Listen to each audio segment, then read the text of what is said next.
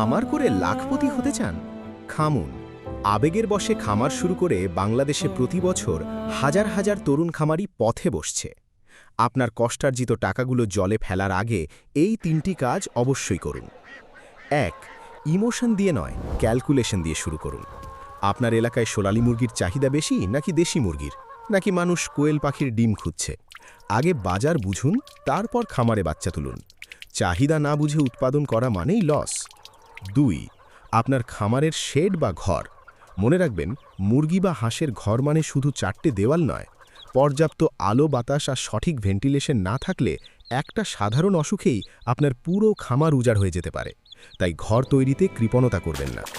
3. ছোট দিয়ে শুরু করুন, বড় হবার স্বপ্ন দেখুন। শুরুতেই 500 থেকে 1000 বাচ্চা না নিয়ে মাত্র 20-30টি দিয়ে শুরু করুন।